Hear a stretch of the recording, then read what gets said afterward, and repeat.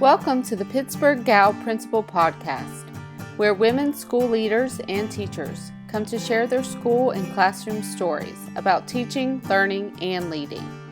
If you are a woman leader or teacher, I would love to have you on the show and share your story. Please connect with me on Twitter at eclaire_ahs or following my blog at pittsburghgalprincipal.wordpress.com. This is episode 3 of the Pittsburgh Gal Principal. Good afternoon, everyone. Today I'm chatting with Jennifer Hogan. Jennifer has over 20 years experience as an educator and is one of the assistant principals at Hoover High School. She has been a science teacher, coach, assistant principal, and principal. She writes frequently on her blog, The Compelled Educator, and has recently been quite involved with the Last Bell movement on Twitter, encouraging and motivating teachers to make every school minute count. She shares with me how she writes frequent blog posts, remains active on Twitter and Voxer, designs and delivers professional development, and effectively does her duties as an assistant principal. And this is just in a regular day. She is definitely a leading lady and one that you will want to connect with by following her blog, The Compelled Educator, or connecting with her on Twitter at Jennifer_Hogan. The show will start with her sharing her background and her experience as an educator. I would like to just start out, Jennifer, with you just kind of sharing kind of a brief background of how you got started in teaching and then kind of where you're at today. Okay, absolutely. Do you want me to just go ahead and start? Yep, you could just go ahead. Okay. Well, actually, I just finished my 22nd year in education. And so I didn't always know that I wanted to be a teacher. I hear some people who go into education because their parents were educators or they just knew that that's what they wanted to do.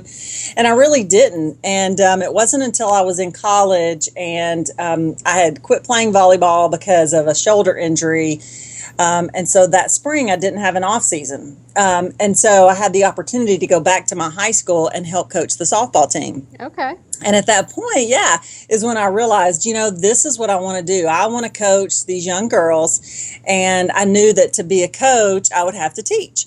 So about that time, I was changing schools and I was going to another school to play softball there and changed my major to education. And so I taught and coached for 4 years. And during that time, I just recently wrote a blog post about this, is that I was comparing myself to other teachers. I was thinking, how is it fair in this business that that teacher down the hallway makes more money than me? She has seniority, and it's all because she's been here longer that she makes more money than me. Right. And I felt, it just seemed so unfair. And my older sister, kept saying, I just see you in business. She didn't see me as a teacher. And so I think those things kind of played together. And so I got out of education. And so my husband and I owned a business for 2 years. And it was during that time that I really realized that teaching and coaching, being an educator, was really where I was supposed to be. And so after 2 years of a break, I got back into education, taught and coached again, did that for 6 years. My husband got transferred out of town Monday through Friday, and so I had to give up coaching. But during that time, I was able to go to graduate school. I would have two daughters. And so they were real young at the time. And so I would drop them off at my parents' house. I would drive to graduate school. I would come pick them up and then come home. Luckily, my husband got transferred back and didn't have to stay there.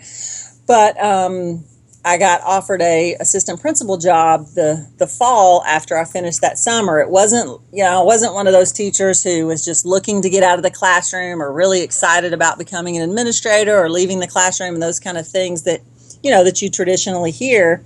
And so became an assistant principal for 3 years, left that school and went and became a principal of a high school.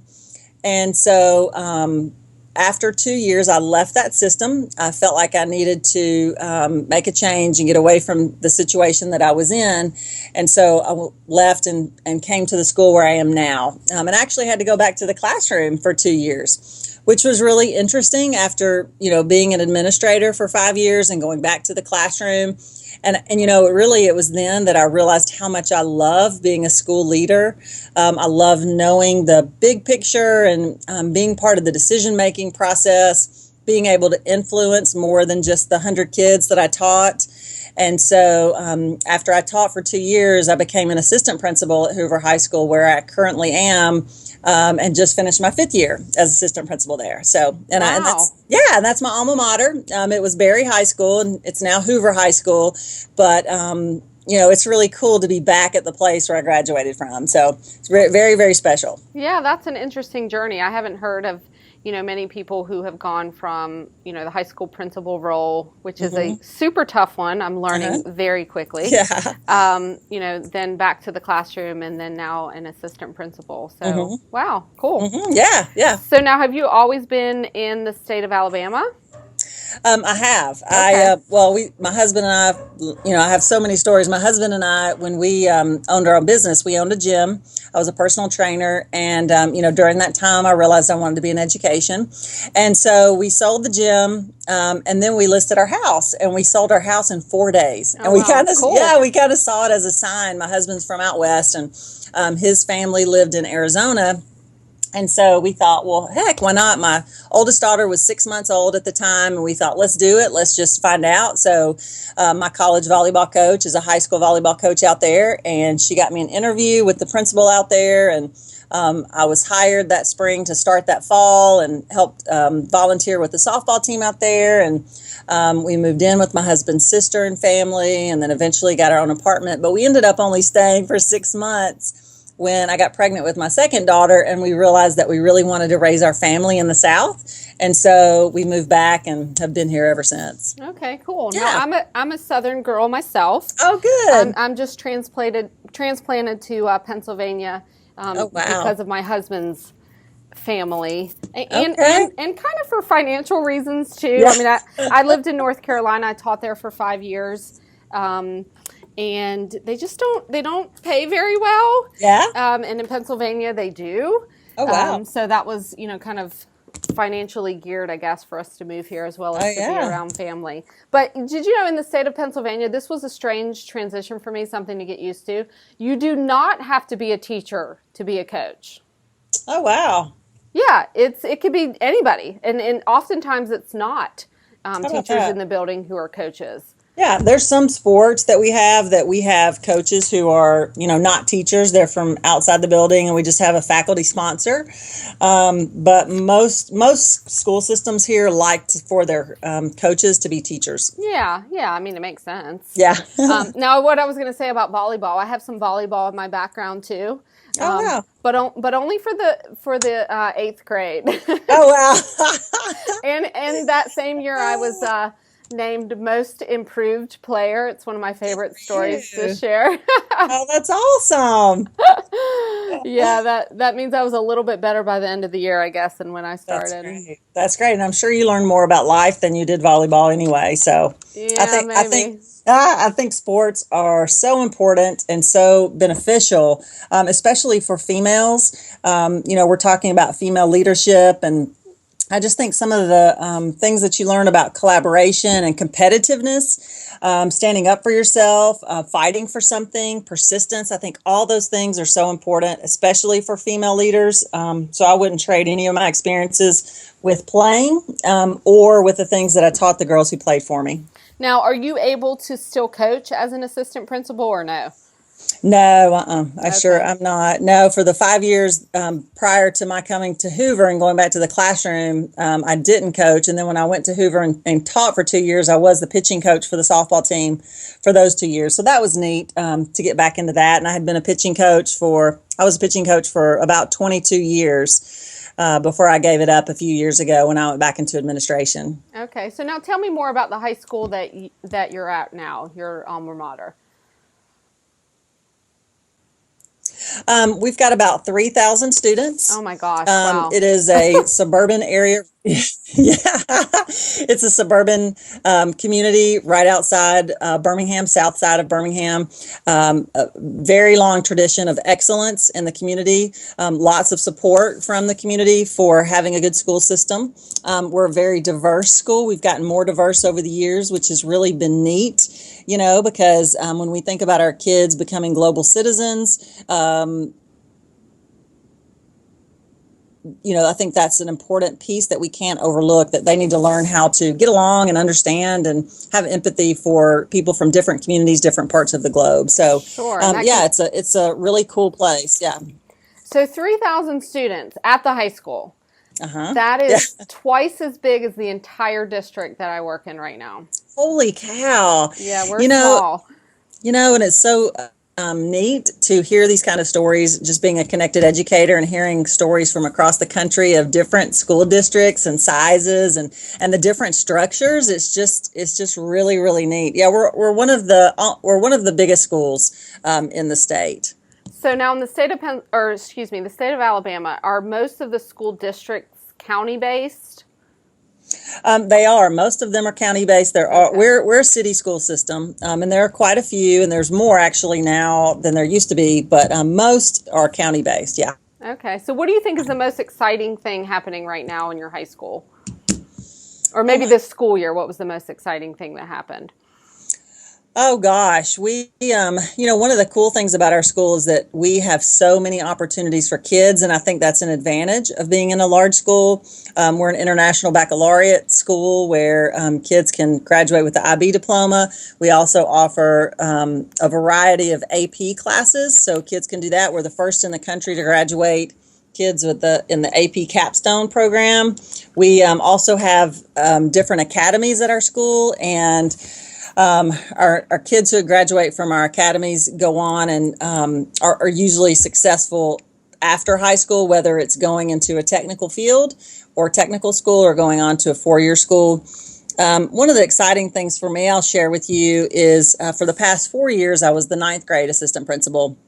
And so I was in charge of their grades, their discipline, their attendance. And then this year I moved into curriculum and technology. Okay, And wow. yeah, and so that was neat. And so I didn't deal with discipline unless, of course, the other assistant principals needed me. But my main responsibilities were getting in classrooms, working with teachers, curriculum, professional development. And so algebra has been a big focus in our district. And as you know, algebra is kind of the gatekeeping course across the country. And kids who drop out usually have failed algebra. And Sure. so, yeah, and so our scores were not that great in algebra. And so last year we tried a new curriculum, a Carnegie curriculum. And I had two teachers who had not taught algebra in a while, but they are absolutely, hands down, fantastic teachers. And so I talked with them about piloting this curriculum. And so it's very much problem based. It's not the old traditional math class where the teacher does it, then the kids mimic what the teacher does, and then if there's time, they get to the word problems. It kind of spins that on its head, and so everything is a word problem. And so there's lots of collaboration, lots of group work, and I think there's some really cool things that came out of it. And one is that these two teachers, had the same planning period, and they worked all the time. I'm telling you, they worked their fannies off. But I never heard them complain about the work that they were doing. They were working hard and a lot, and they were thoroughly enjoying the work that they were doing. They were learning about math in ways that they hadn't been taught themselves, Oh, and that's they were cool. getting to teach these freshmen in ways that they had not taught before. And they really felt like their kids were rising to the occasion. They said, you know what, we haven't been expecting enough from our kids. And that was cool. And so one of the kids in the classroom, he said, I've heard these words before, but why hasn't anybody taught us this way before? That was really cool too. So we gave a global scholar test at the end of the year, and the scores of the kids in those classes were really good. that wasn't the deciding factor, but we are going to the Carnegie curriculum for all of our algebra classes and doing a little bit of restructuring in that program. And I am so fired up about the teachers who are going to be teaching it and having that strong PLC and having this wonderful curriculum, having these 2 teachers who can lead that PLC, who piloted it this year. And anybody who works in a high school, I feel like, can truly appreciate the work that goes into creating a strong algebra program. And so I'm really excited about that and the future for our kids who are just going to be stronger math students, every year after this strong foundation in algebra. Absolutely. So, Now, does Alabama require students to take a state exam in algebra? They do not, actually. Oh, okay. Yeah. Our kids they take the ACT in 11th grade. That's not really a high stakes test in terms of our school. We do give end of course assessments in algebra and English 10. And so we gave the Aspire this year. We've changed so much over the past few years. We gave the Aspire this year in 10th grade, and our 9th graders at the end of English and algebra took the Global Scholar test so that we could get those results back quickly and see where our kids were. Okay. Now, I don't know a lot about the Global Scholar test. Is that a state created test, or is that a national created test, or? No, Scantron actually bought that company, and so it's through Scantron. Okay. Yeah, it's just a standardized test. Okay. It's another vendor. Okay. There's lots of vendors out there. Lots and lots and lots. The state of Pennsylvania is still requiring right now students to take an end-of-year exam test that they must pass for graduation in algebra, literature, and biology. So you're saying at your high school or the state of Alabama only requires one assessment, and you guys have just chosen to do the ACT? Actually, all of the schools in Alabama give the ACT in 11th grade. We used to have what's called the Alabama High School Graduation Exam that kids had to pass before they could graduate. Okay. That truly became just a test-focused preparation for that. The kids knew they had to pass it to graduate. There was lots of emphasis on test prep. Instead of a strong curriculum and strong instruction, it was all about, figuring out the test and prepping for that. And that was biology, English, math, and reading. So that's gone, and there's a new Plan 2020 in place from the state where our schools will be evaluated. They're not quite sure what some of those learning gains are going to look like at this point, but it is going to be based on student growth. Okay. Yeah. Okay. It's amazing how differently things happen from state to state. It sure is. It's just amazing to me. Yeah. So I'm trying to remember. I read a blog, and it could have been yours, or maybe it was a guest blog, but it was about a school that was about 3,000 students, and they had one lunch period. Is that you? Yeah. That's not me. You may have seen a tweet from me about that because Deborah Camp, who is in our Women in Education Leadership Voxer group, she is at a school that's got about 3,500 students. And so they do that power lunch, kind of power hour during lunch. And then another girl that I used to work with who is now at a different school in Alabama, at their school that she's currently at, they do that kind of same configuration where they have a long lunch break and they run clubs and some other things during that lunch hour. I got to go see it in action, honestly. Absolutely. I was just thinking about 3,500 kids. Yeah. Just dispersing everywhere. I mean, we have a small high school. We have less than 500 students, and we have 3 lunch periods. But just how great it would be, and the flexibility it would allow to have, just one lunch period. Absolutely. It could be a power lunch. So, at your high school, do you have a traditional 8-period day, or you on block schedule, or? Yeah, we have 7 periods, but our lunch is embedded in one of the periods. Our ninth grade students run one schedule where they have a longer 4th period block, and their lunch and advisory is built into that. And so we have 6 lunch waves, and they are in the first 2. So in the lunchroom, it's only freshmen, which I'm thrilled about. Yes. And the last 4 lunch waves is 10th through 12th grade. They have a longer 5th period that overlaps the freshman 4th period. And so those 10th through 12th grade, they run through those 4 lunch periods. But we also do something a little bit unique that a lot of schools don't do, and that's senior release. So our seniors, if they have a certain GPA, they can, and have met all their graduation requirements, they're allowed to leave campus early. So a lot of our seniors leave.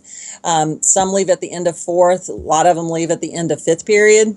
And so we have a few less students for lunch because of that during that last lunch wave.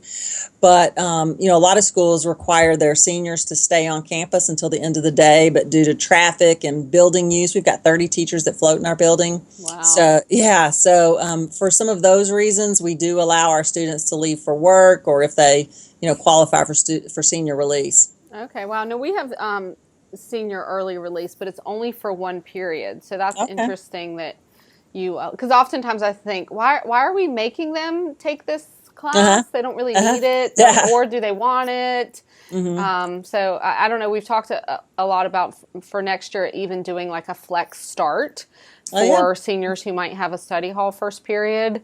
Why are we going to force them to come in and sit there? We do some real creative scheduling. We run a 0 period also, and so some of our kids come in before the traditional first period bell starts. They have a 0 period, and then we offer some virtual classes. So there's some seniors who might come to school just for 1 period or 2 periods during the day, and and that's it. So it's pretty cool, the flexibility that we can offer. And that we're willing to try for our students. Yeah, absolutely. So what time does the period 0 start for the day? 0 period starts at 7:20. Okay. Yeah, and so it's not too bad. Our regular first period class starts at 8:15. Okay. Yeah. Now, does Alabama have teacher unions?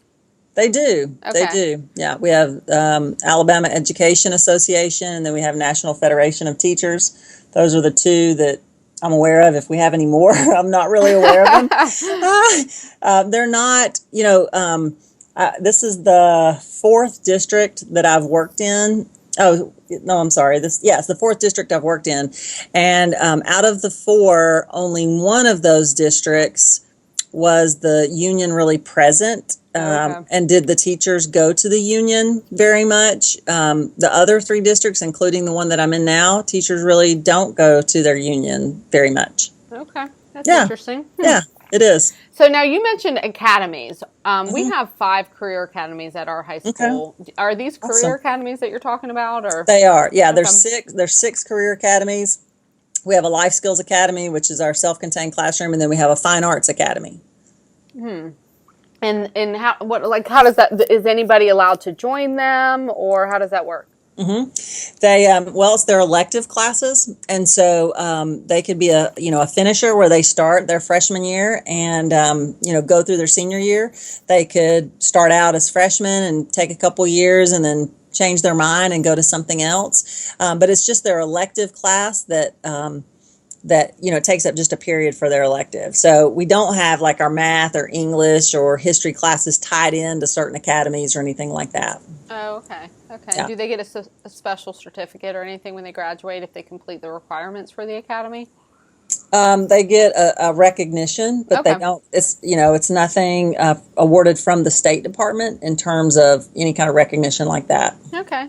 All right. Well, let's talk about something positive. Okay. I want to talk about #LastBell because, this is my first year as high school principal. And so I'm kind of learning the culture and learning how things are going. And I'm seeing, certain things that I'm like, gosh, we can find a better way to do this. And so one of the things is like how we structure our final exams and when we schedule them. And I've been thinking a lot about this #LastBell. And so kind of share with me the evolution of it. Did you start it? Did somebody else start it? And just kind of share that story about #LastBell. Sure. So I formed a Voxer group called Women in Education Leadership because that's just something that I'm real passionate about, and so that we could be a support system for each other. And that started a few years ago. And so last year around this time, we were talking about motivating staff and, meaningful assignments and like what you're talking about, final exams and wrapping up the school year early and teachers packing up their rooms. And while kids are in the room? Yeah, while kids are in the room, actually getting kids to help them back up their room. So, so we were kind of commiserating and talking about that. And that was last year. And so then fast forward a year, and this year comes around, and Lisa Dabbs, she's on Twitter at Teach with Soul. She brought up, teaching to the last bell, and, mentioned that we had talked about this a year ago. And what are we doing about it? And, what did we all think about, starting a movement on social media, trying to figure out a hashtag. I suggested last bell. And so from there, we all just brainstormed ideas and contributed to a Google Doc of ideas that we would do.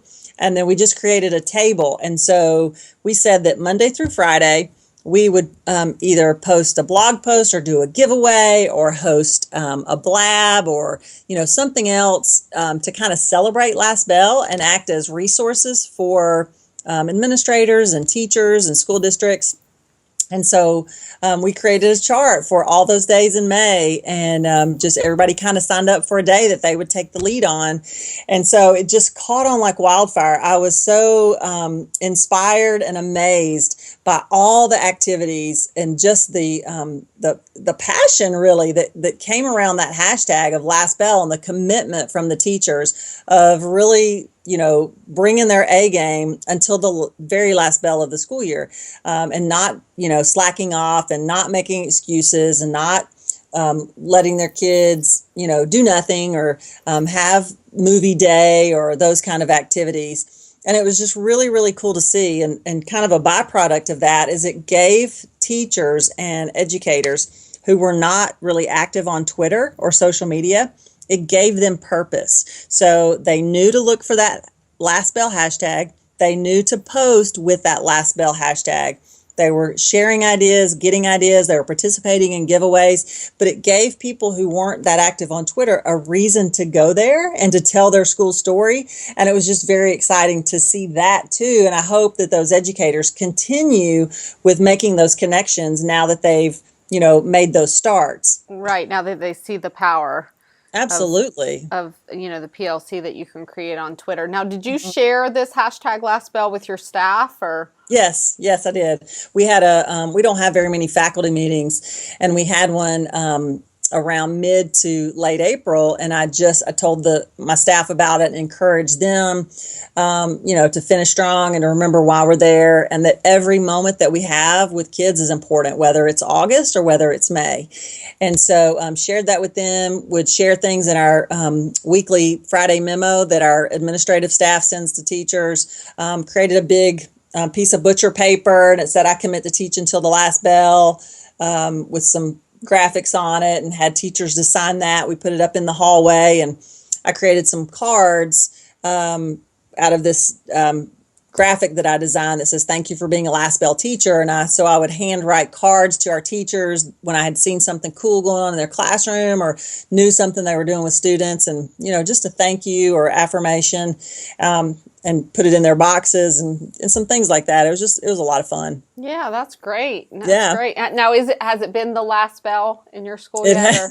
It has. We had graduation last Thursday, and so. Oh wow, that's early. Yeah. Well, most schools down here start early August so that we can finish by Memorial Day. Oh, okay. Cool. Yeah. That's kind of different. I know, having learned from people across the country that, there's some schools that are in school until like mid-June. I can't imagine. Yeah. Yeah. A lot of New Jersey schools go until mid-June. My husband is a teacher too, he's a high school social studies teacher, and they graduated on Friday. And that was kind of weird because everyone else is kind of finishing up this week.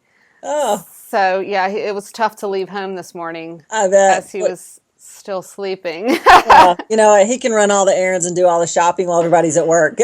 Oh, he does. He does so much. I couldn't survive without him. Yeah. So where do you see this hashtag last bell going for next year?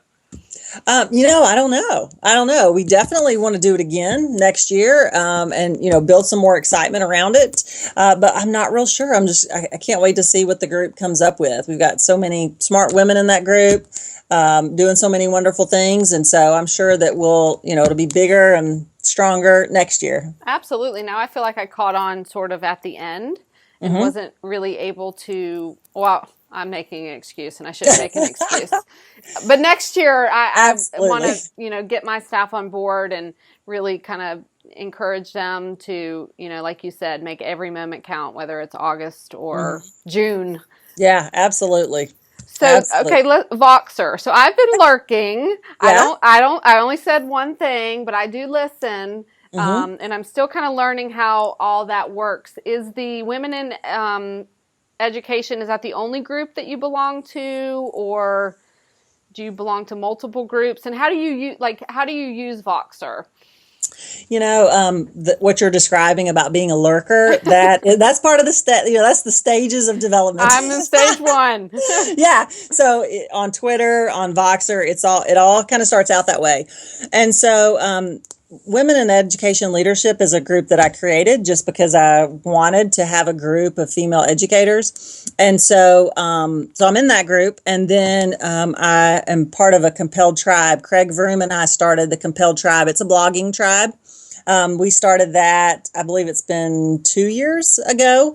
And so, and actually, funny story is for 2 years, we talked on the phone, we texted, we emailed, we ran our tribe for 2 years, and we didn't meet face to face until February. We got to present. Wow. Yeah, we got to present at NASSP, and it was the coolest thing. It was so neat to think that we had this virtual friendship, and then when we met in person, it was just like old times, like we had never not met each other before. So we have a Voxer group for the members of the Compelled Tribe. And then I'm also in a couple of other ones that I'm really just a lurker. They were the first 2 that I joined, and one was Talks with Teachers. Brian interviewed me for Talks with Teachers, and so I'm in that group. And then Sat Chat Voxer, the Sat Chat Voxer group, I'm in that one. I really lurk in those and just kind of listen. I'm not much of a contributor to those. And so those are the main chats that I'm in. Okay, wow. I mean, okay, so I saw you had a husband and 2 daughters. How do you keep up with all of it? I don't know. People have asked me that, honestly. Neil Gupta, we're in Lead Learning. We just started a consultant business, Lead Learning LLC. And so he was saying, look, somebody said, you've got to write a blog post on how you do all this. And I've written a couple of blog posts on time management. And he said, no, he said, write a book. He said, I will pay you $1,000 for your book. I thought, yeah, that's what I'm going to do. But, honestly, I think it's a mindset. I like being busy. I like having a lot of things going on, and I believe that I'll get them done. So I think, first of all, it's just mindset, that I don't know. You won't ever hear me say that I'm overwhelmed or I'm just really busy or, those kind of words. Sure. It's really just about doing what you got to do. It's kind of like when your kids are little and people say, how'd you do all that? And you just did it. You did what you had to do. And so I think that's one thing. I think too, I'm really intentional about my time. Like, I'm not a person who just sits around and waits to see kind of how the day unfolds, usually, unless I'm at the lake or at the beach. But I'm really intentional about my time. So like, I have a list going of things that I want to accomplish, things I want to get done. And then I usually scan the list and kind of prioritize those things that are on that list. Some things I want to do early because I know that I can get them done quickly or they'll be more fun. But I usually try to do those things that I don't want to do first and get them out of the way. Yeah. So that I can, so that I can enjoy myself later. And, honestly, when I think back, I've just kind of always been that way. Like, I was the kid who came home from basketball practice or came home from school and I did my homework right then so that I could enjoy the rest of my night. I didn't procrastinate. Not that I don't ever procrastinate, but, so it's that too. And then I'm just real efficient. I think I think systematically. So like, if I'm, I've got 3 different things to do, I think about what's going to be the most efficient way to do them. What do I need to chunk together? How do I need to spend my time? And I think about that beforehand before I ever do it. Does that make sense? Oh yeah, absolutely. Yeah. I always find myself, and overwhelmed is not the word. I don't, I had a baby on the first day of school. So she's she's 9 months old now. And so I just always find that challenge of, wanting to be a good mom and wanting to be a good educator and finding the balance to being both. Yeah. And overwhelmed is not the word, but I'll use it because I can't think of another one. But sometimes I just get overwhelmed with feeling that I'm not being either because I'm being stretched in both directions. And I think as women, we find ourselves in that sort of boat a lot because we want to do things well. So I'm always on the fence about, how much time I'm spending at home and, being intentional about putting my phone away and, being really present. It's hard though. It's really hard. It is. And kudos to you for recognizing that as women, we do often feel that way. It's real easy to slip into that question of, am I doing enough? Am I enough? And so I think it's important too to remember, and you saying this about having kids, is when my kids were younger, I would always tell myself it's really about quality time and not quantity time, because I know lots of parents who have lots of times with their kids, and I wouldn't say that it's always quality time. And so I made sure, like you said, that I'm just present when they're around, and it is quality time, and so I think that helped me when my kids were younger. And now my oldest daughter just finished her freshman year of college. So she's back home for the summer, and it's great to have her at home, and she's working, all summer. So, and then I'm working, of course, and then my youngest will be a senior this year, and so she's off with her friends a lot, but we have dinner together still at the dinner table. It's a good time to catch up, but really it's about quantity and knowing that balance doesn't mean that everything's equal. It means that you give your best and your most to what it is that you need to do at that time. Yeah. Maybe it'll get easier when my daughter starts sleeping through the night. She's still not. Yeah, it will. If she had been my first child, I don't think we would have had a second one. Oh, my son slept through the night at 6 weeks. Oh my gosh. Not, so. Oh yeah, absolutely. So, wow. Okay. So, one last thing I wanted to ask you about. Yeah. And it's just this idea, and you've talked a little bit about it, about, your participation on Voxer and, your participation on Twitter and being active. So how do you share that with people in such a way that, not convinces them, but helps them to see the power in using social media in a positive way? Because I feel like that, obviously there's still people who are kind of like, not for me, not even going to try it. That's a great question, because I think it's different for each person. I think we all tend to ask, what's in it for me? And that answer is going to be different for everybody. And so, like, when I think about you being a first-year principal, I think back to the years that I was a principal, and I was not a connected educator at that time. And there were lots of tough situations that came up with my superintendent and some people at the central office.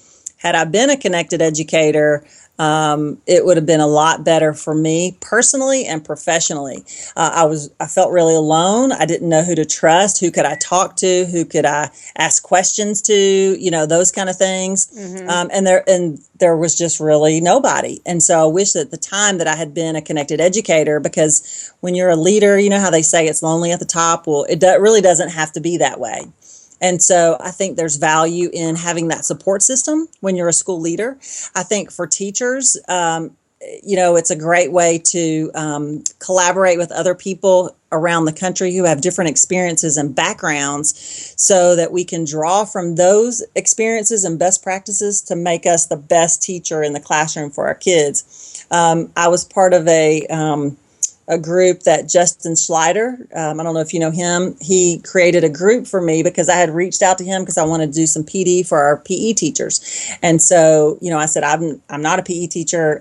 Help me present this in a way so that it will be meaningful for them. And he said, you know what, let me create a Voxer group with PE teachers from across the globe, and they'll share why they love Voxer and how it's changed their practice. And that was the coolest experience, to hear what those PE teachers were saying and what they shared with our teachers. And one of the teachers in there, he said, I was good at hosting field day. He said, I thought I had it together. I was. He said, I was really good at that. And then I got on Voxer and I realized, oh my gosh, there is so much more that I could do, and I thought that was really cool.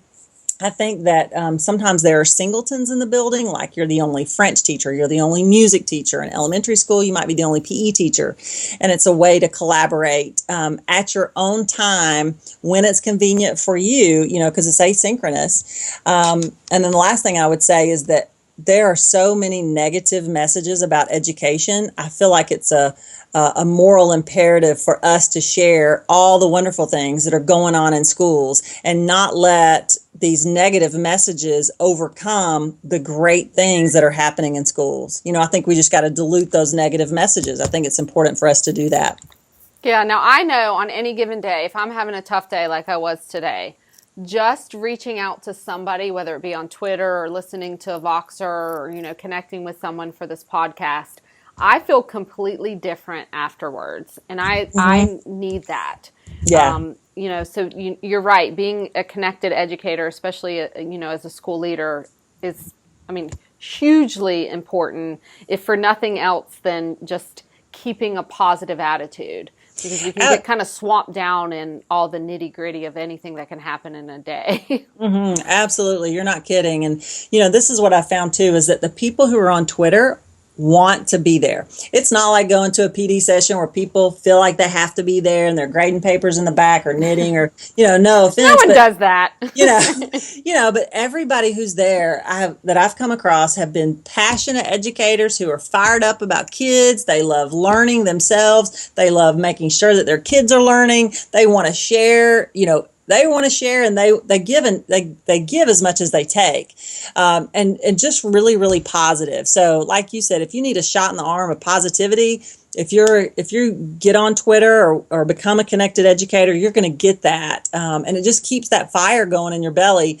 for doing the best job that you can. Absolutely. Absolutely. Now, Jennifer, I know after people listen to this, they're going to want to connect with you outside of obviously listening to this podcast. So Can you give us a quick rundown of how people might do that? Absolutely. My Twitter handle and my Voxer handle are the same. It's at Jennifer_Hogan. So you can reach me that way. And then I write on a blog called The Compelled Educator, and that's just thecompellededucator.com. Well, great. Thank you, Jennifer. I really appreciate your time today. And you've made my day just 20 times better. So I really appreciate that. Oh, thank you, Emily. Thank you so much. All right. We'll connect again on Voxer and Twitter. Sounds great. Thank you. Bye-bye. Thank you, everyone, for listening in on the Pittsburgh Gal Principal Podcast. I am always excited to connect with women in education, learn how they are balancing work and home, as well as challenging the status quo about what it means to be a successful woman. My podcast is all about elevating the voices of women, so please share these stories with your friends and your colleagues. Find me on Twitter at eclaire_ahs. I'm looking forward to hearing from you.